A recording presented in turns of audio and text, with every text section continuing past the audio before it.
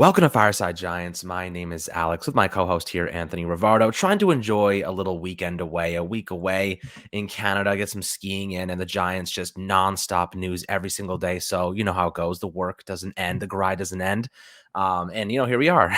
I'm in this cabin in the mountains trying to get some content out for you guys. But of course, we got you guys covered as always. There's a lot of news going on with the Giants right now, ranging from Patrick Graham abruptly leaving, which we will discuss. The Giants going on a hunt for a new defensive coordinator, the top options available on the market, who we think they should go after.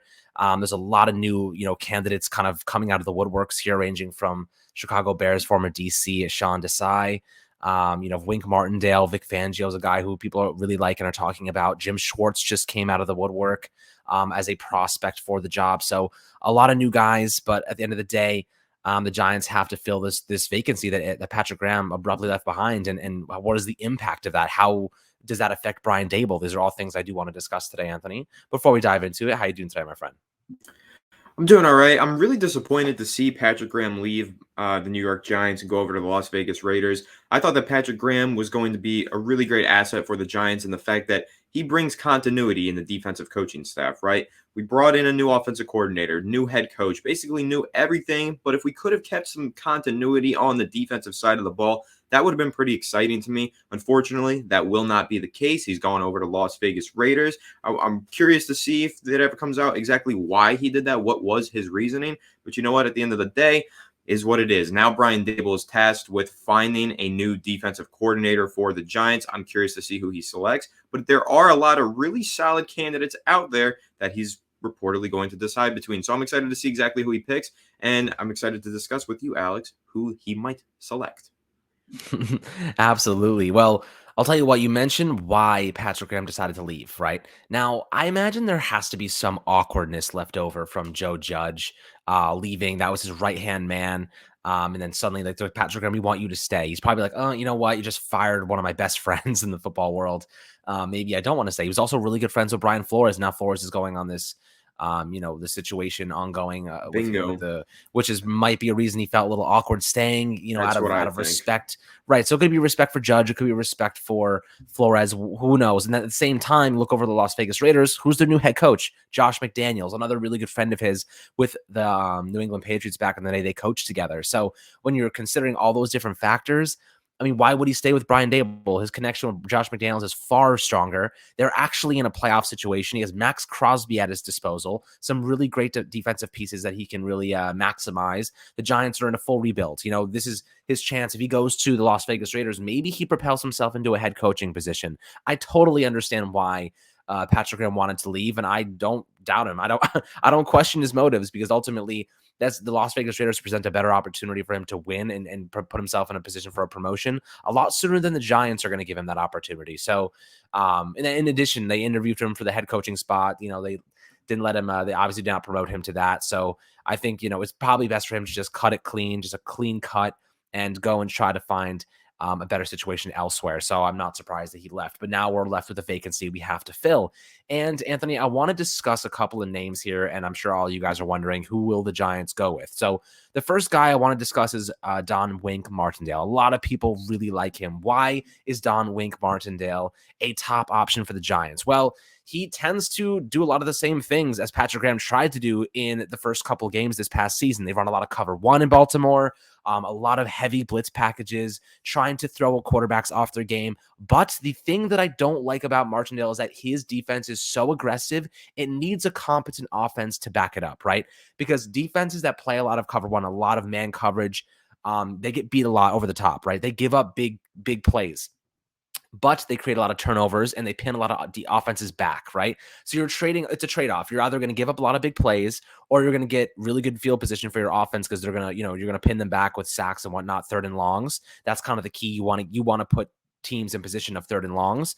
And that's what Don Martindale really likes to do. The problem is the Giants don't have the offense to be giving up big plays all the time on defense, and really maybe allowing those opportunities the Giants don't have that physical group of players, right? They'd have to start from scratch when it comes to turning that system over. James Bradberry is the exact opposite of what you want in a cornerback in a Wink Martindale scheme, right? He is a zone coverage cornerback.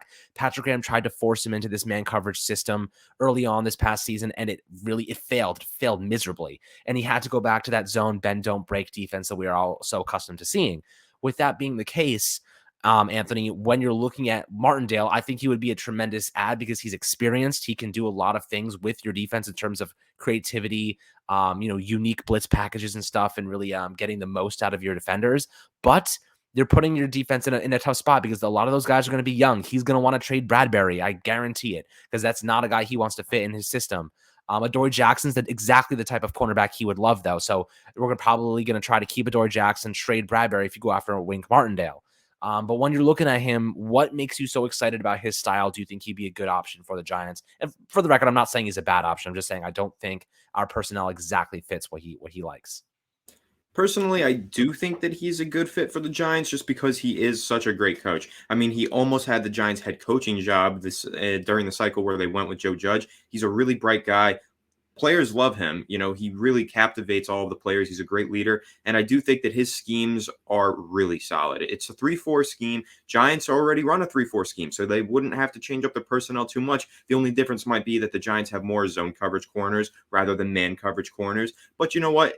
Yes, it is a very man-heavy scheme, and it's a very blitz-heavy scheme. The blitz-heavy scheme has shown to be pretty effective for the Giants in recent years under Patrick Graham. It's just the man-heavy stuff has gotten out of their way. They're much better with the zone personnel currently for the Giants, but they've got a good draft upcoming, hopefully. They got a new general manager. They can bring in some more man coverage corners. They can rebuild the scheme. I'm not expecting for this new coaching staff to step in, Joe Schoen to step in, and the Giants are playoff contenders and they're in the playoffs this upcoming season. I think that this is going to be a rebuild. I think they're going to have to start over in some ways. They might lose for a couple years before they finally get good, but we might see some good progress. So this year, if they step in with Wink Martindale as their defensive coordinator and they don't really have the personnel to run his scheme to a T, hopefully the following season they'll have all the personnel to run that scheme, right? So for now, maybe it won't work out, but this isn't really a short-term outlook in my opinion. I think if you're going with Wink Martindale as your DC, you're taking the long-term approach. You're getting arguably the best defensive coordinator candidate who has a connection with the head coach, and you're getting a really solid and blitz heavy, awesome, fun to watch defensive scheme that can totally maximize a lot of the players that the Giants have on the roster, maximize their talents, put them in great situations to get sacks and pass rush and put a lot of pressure on the quarterback. We saw what the Ravens did to the Dolphins, and Wink Martindale, man, he's a really smart guy. I would love to see him be the DC for the long-term approach right here, building the defense for the Giants. Yeah, and I think that's a pretty good argument to make, right? You're looking at a long-term solution. You're not looking for this team to be a competitive playoff contending team next year because it's unlikely, to say the least. But when you're looking at Wink, here's the thing that I think the Giants, if they go with a defensive coordinator like him, here's the positions that I expect them to be pretty aggressive with. Now, they already got Aaron Robinson. I think Aaron Robinson would be a great cornerback in his scheme, right? Very, very physical, man coverage heavy. A good tackler. He's good in run. He's good in run support. Aaron Robinson would be a stud in his scheme. Problem is, we don't have the middle linebackers specifically that are athletic enough, right? He had CJ Mosley. He had Patrick Queen, really fast, physical linebackers who are capable of dropping back into coverage, but also blitzing off the edge and doing unique things. The Giants have Tay Crowder, Blake Martinez coming off a torn ACL, right? Those are two guys that I wouldn't say are the best fit for his system, right? Tay Crowder is not a physically imposing specimen. He's not an above average athletic linebacker. He is an average player at the most, in my opinion. Blake Martinez, who knows what he's going to be like coming off this ACL tear. I will say I love Blake Martinez. I think he's a great player. I don't know if he's exactly the type of player that Wink Martindale prefers. James Bradberry, in my opinion, I'm not going to put all my chips on it, but I say there's a 75% chance he's traded if they bring in Wink Martindale to be their defensive coordinator. And I think they roll over that money to the offensive line and they draft another cornerback in the mid rounds. I think they promote Aaron Robinson to a starting outside job alongside Adoree Jackson, and they try to roll with that and Xavier McKinney in the backfield and just go young. Give your young guys experience, let them develop, put the trust and faith in them, and then hopefully it pans out for the future. That's what the Jets just did, and they learned what they had in the secondary. Draft a couple guys, maybe bring in a veteran corner, maybe someone that Wink likes, and see what's good. But that's essentially what I see about Martindale. It's a long-term thing. So if they're like, Wink, you're going to be our DC for 2-3 years and we're committing to you, then hell, go full in and let him build a defense that he likes. I think that's a positive argument. The other side of it is the Giants have a lot of work to do to get that defense to where he needs it to be. And it might be a 2-3 year rebuild on the defensive side if they're going to go that route. So that's the other side of the argument, the flip side, because the depth pieces are also not exactly what he prefers either. So you make the decision, but there are pros and cons to Don Wink Martindale, just like any other guy. And I want to move on to Vic Fangio now. Vic Fangio, as you know, he is probably going to be on the list for the Giants in terms of a candidacy to be their defensive coordinator. He was recently fired by the Denver Broncos. He's well known for his defensive prowess. He is known to being a defensive coach. He worked with Jim Harbaugh in San Francisco back in the day. He loves to put pressure on opposing quarterbacks, attacking weaknesses of offenses efficiently. He would be a phenomenal candidate, right? Like he has the experience that you want. He also runs a 3-4 in Denver. They used Von Miller. They had some really quality, good Justin Simmons in the backfield there. Some really good corners. They did a tremendous job building up that secondary. I think that Vic Fangio just struggled on the offensive side, right? He really struggled to build that offense in Denver, which was his biggest thing. He would be a pretty solid defensive coordinator, in my opinion, for the Giants. I think I have him a little bit ahead of Martindale just because I feel as though he's a little bit more adaptable in terms of the secondary and what he likes to do there. But Anthony, when you're looking at Vic Fangio, what do you think of him? I think he needs good outside linebackers too. So if the Giants have a chance, I keep seeing Kayvon Thibodeau dropping in the draft. If Kayvon Thibodeau was available for the Giants, Vic Fangio is your defensive coordinator, it's hard to pass on him, I'd say. I think you kind of give Vic that opportunity to coach up one of the best prospects in the class at the pass rush position. Yeah, Vic Fangio has basically coached some of the best defenses of the last 20 years over in Denver. Like, those are some of the best defenses that we've ever witnessed in our lifetimes, right? I mean, you think back to the Denver Broncos that won Super Bowl 50 with Von Miller, Super Bowl MVP. That defensive line was insane. Of course, the edge rushers, Von Miller and everyone else, they were insane. But also that secondary was incredible. And he really got the most out of all of the members of the secondary, knows how to use those players. You think guys like Chris Harris Jr., how great he was as a zone coverage slot cornerback. That's exactly what the Giants are looking for, isn't it? They've had some great safeties on the back end as well. Vic Fangio, I mean, he is definitely one of the better candidates out there. He's super experienced, head coaching experience too. I mean, worked with Jim Harbaugh as well in the 49ers. You guys got to remember that 49ers defense and how damn tough it was to play against. Remember New York Giants 2011-12 conference championship game? We win by 3 points in overtime on a field goal from Lawrence Tynes.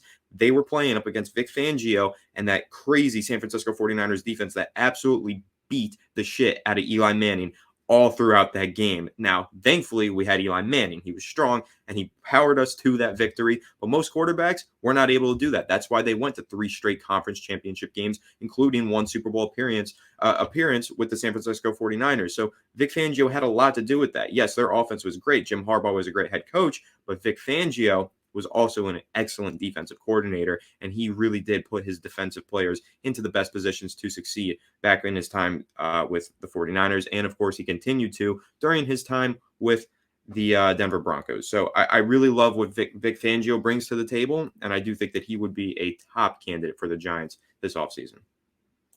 Yeah, absolutely. I think right now I have Vic Fangio as my number 1 option, Martindale at number 2. And there's 2 other options I do want to discuss, right? So one of them being Sean Desai from the Bears and the other being Jim Schwartz. Let's jump into Desai for a second. Not many people know about him. I did my research this morning trying to learn a little bit about what he offers.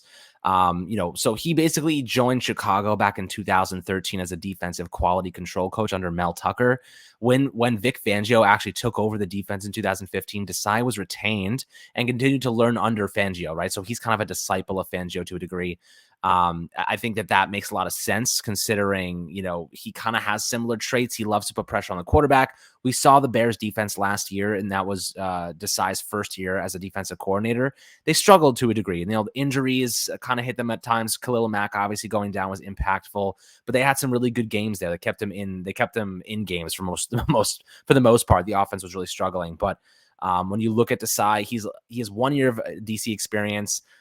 His secondary had some lapses in coverage. He did have some issues, but ultimately, I think they ranked 23rd in yards allowed per game, but number 6 in total defense.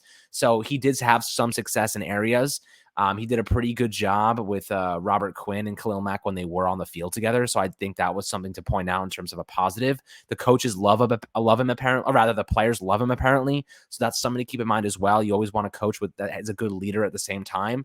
So don't sleep on him. He's a younger guy, right? He's younger. He has 1 year of DC experience, but it seems to me that Martindale and Fangio and Jim Schwartz are the top leaders simply because they have so much experience. They want a guy who's going to come in with experience because Brian Dable's an offensive guy, keep in mind, right? You want Brian Dable to be 100% committed to the offense, which is why retaining Patrick Graham was such a big deal. They wanted Dable to have all the time in the world to fix the offense, bringing in an experienced guy who can help smooth the transition over. And, Dable doesn't have to spend too much time. It makes a lot of sense, right? It makes a lot of sense for them to go that route.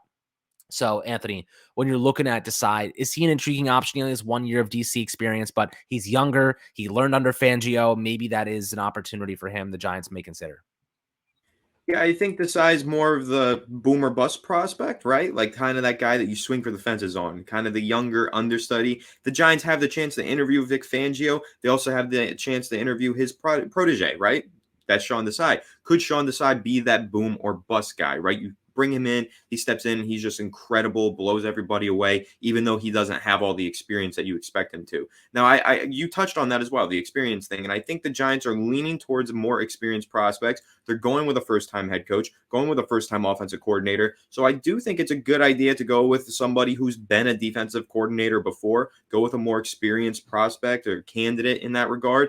But Sean Desai, brilliant defensive mind, has worked with some really good defenses, worked with Vic Fangio, worked with the Chicago Bears, really, really good coach right there. So I wouldn't scoff at it. I wouldn't be upset with it, though I do say I think I want a more experienced defensive coordinator. And I think a couple other names on this list get me a little bit more excited than Sean Desai because of their experience.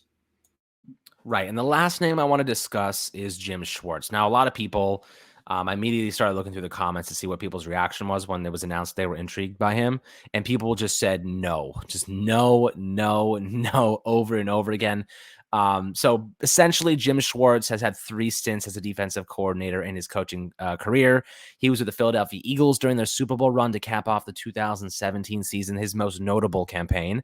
He's been in the league for a long time, right? He started in 1993 as a scout with the Cleveland Browns. He's been a defensive coordinator 3 separate times with the Tennessee Titans for 7 years, Buffalo Bills in 2014, and then the Eagles from 2016 to 2020. He was the head coach of the Detroit Lions from 2009 to 2013. And then he took a senior defensive assistant job with the Titans in 2020, right? So he's been around the block. Another guy with a tremendous amount of experience. Now, people don't like him because he can't really seem to stick to a job. People fire him all the time. But that doesn't mean he is inexperienced, right? He knows how to run a defense. He's been to a Super Bowl. He's won a Super Bowl with the Eagles, and that was a surprising run by them in the first place. So, he's had success. Now, would I say he's better than Fangio or Martindale? No, he hasn't sustained. I would say he hasn't sustained continuous success as long as they both have at the defensive coordinator spot, but he still is an intriguing name because of the experience he holds. Anthony, when you're looking at Jim Schwartz, how would you rank him in accordance to Fangio and Martindale at this point? In accordance to Wink Martindale and Vic Fangio, I think that Jim Schwartz comes in 3rd place for me personally, though I don't think he's a candidate to scoff at either. I think that Jim Schwartz is a good candidate. He's a former head coach. I think we all remember when the Eagles won that Super Bowl. I'll throw up every time I say that. When that happened, they had a very, very good defense, and Jim Schwartz was the defensive coordinator of that team at the time. He's worked with some really good defensive backs, worked with some really good defensive linemen. That team had a really solid defense. Now, he is a failed head coach over in the Detroit Lions, but the Lions have just been bad for a very long time, and they've really cycled through a bunch of head coaches, defensive or offensive minded. That's kind of just the Lions. They're just not a well-ran organization. That's really the unfortunate truth of the matter. But Jim Schwartz kind of did all he could. He had some winning seasons there. He made the playoffs once or twice, but I mean, for the Lions, though, that's so long ago. That's so removed from where Jim Schwartz is in his career right now. But where he is right now, he is working in recent years with very good defenses. Like he was working with Philadelphia, like he has been working with the Buffalo Bills recently. So he's been doing a whole lot. He's been accomplishing a whole lot and proving that he is a great defensive mind. But that one drawback is that he runs the 4-3 defense. Now, how much do the Giants want to make in terms of personnel changes on the defensive side of the ball? Because if we're looking at the talent on this team, most of it does reside on the defensive side of the ball. How much do they want to rip that apart and start redoing it? I don't really know. I don't really know if that's a great idea to start taking all these players who fit well in a 3-4 scheme, putting them into the 4-3, seeing if they mix and match, and then bringing in new players, cutting old players. That might be a little bit more of a rebuild than the Giants are really ready for, right? Than they really want to do. I know there's a lot of people who say they want the Giants to go with the full rebuild, offensive side of the ball and defensive side of the ball. I don't think the Giants want to do that, though, personally. Maybe I do, but the Giants, I can tell, they don't want to rip apart this whole defense. They don't want to rip apart this whole offense. They want to take the pieces that they currently have and get the most out of them. So if that's their plan, if I'm right about that, their plan is to get the most out of the pieces that they have. Jim Schwartz doesn't personally make sense to me because if he tries to implement that 4-3 defense, they are going to have to make a lot of personnel changes that I don't think they want to make. Right, and just to build on top of that, I mean, there's no way they can trade Leonard Williams. No one's going to want that contract, first and foremost. Second of all, they owe him more. I think if they were to cut him this offseason, they'd actually be in the negative. They wouldn't save any money. They'd actually have to spend additional money just to get rid of him. So when you have Leonard Williams, you just drafted Azeez Ojulari, an outside linebacker specifically. Most of your scheme is built in that manner. It would be a bad idea. I mean, you could theoretically pull it off because Adoree Jackson could fit multiple schemes. James Bradbury is more of a zone guy, so you could fit him in a 4-3. The Giants have no linebackers, really. Blake Martinez can play a 4-3. He doesn't need to be a 3-4 linebacker. Xavier McKinney, free safety, either way. It's just the defensive front, right? Dexter Lawrence is a trade piece. You could trade him for a second-round pick if you wanted to. It depends how they value him. Let's see. I mean, Leonard Williams, like I said, you can't trade him. Azeez Ojulari, could you turn him into a defensive end? Maybe you could turn him into a defensive end. He's not really that great against the run. I don't think he's as physically imposing, but it's a stretch. Maybe you could. Anthony, what do you think? So when I did the extensive film breakdown that I did on Azeez Ojulari, he did play with his hand in the dirt. He did play in a 2-point stance. So, 3-point stance, 2-point stance, he can do both of those things. But the 4-point stance, didn't really see that too much. He was more of an edge rusher, one hand in the dirt, not you could two. move Leo over if you wanted Right. to, So that would be your 4-point stance, right? That's your guy who's going to be with both hands in the dirt. You need but two nose I'm just not sure. Though. Azeez Ojulari, I do think that he has the ability to play in the 4-3 defense, but where is he better suited? It's absolutely unequivocally the 3-4. He is much better in the 2-point stance. Double-digit sacks this year. They should keep him. Exactly. Yeah, so you don't want to mess up too many things, right? You don't want to change up the scheme entirely. You want to build up. The Giants defense isn't bad, right? They're they are the best part of this team. And I think with a decent offense, they would have been fine under Patrick Graham personally. But now you have to reevaluate. What do you want to go in? What direction you want to go in? I agree with you, though. Jim Schwartz being a 4-3 minded coach doesn't fit exactly unless he's willing to transfer over. I'm sure he has the knowledge to do so, but Vic Fangio and Martindale are very, very well versed in the 3-4, so it makes a lot more sense, guys. Nonetheless, I hope you guys enjoyed this episode, breaking down some of these defensive coordinator options. Definitely a lot to go through in the coming days. There's going to be more hires. The Giants also brought in Brandon Brown, Eagles director of player personnel, to replace Kevin Abrams at the assistant GM spot. That's a big one. I got to say, I love that hiring. Move. I think that they are great at drafting. They have a lot of great insight on positional value. And finally, thank fucking God, the Giants have some freaking diversity in their front office. I love the hiring. Absolutely. And just get Kevin Abrams out of that role. They allowed this guy to make up his own job, though. You see the freaking title this guy has? I don't even know. It's kind of bizarre. It's so long. It's like the lengthiest title I've ever seen. It's like senior vice president. This title is, let's see. It's the senior vice president of football operations and strategy. That's the biggest cap title I've ever heard. So, when you're talking about Kevin Abrams, they love the guy, right? He's loyal. He does whatever they wanted. They were grooming him. They love Kevin Abrams. He's not going anywhere. He was the one guy that management or ownership was like, you cannot fire him. He's untouchable. Very surprising, but nonetheless, I'm happy they allowed Joe Schoen to go out and find somebody he wanted to be his assistant GM, because Kevin Abrams said, I'm fine giving up the assistant GM spot. Title, I'll find another title. It's just a title after all, whatever. So Brandon Brown, like you said, diverse hire, really, really like that. I think they needed some new perspectives in there.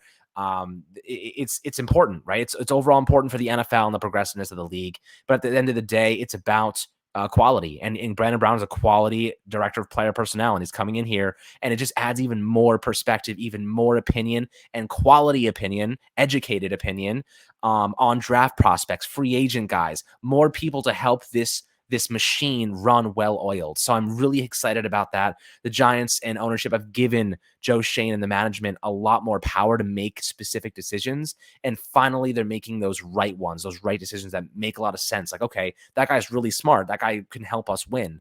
So I'm excited about that, guys. I'd love to hear your opinions in the YouTube comments. As always, make sure to like and subscribe, and we'll catch you guys on the next Fireside Giants episode.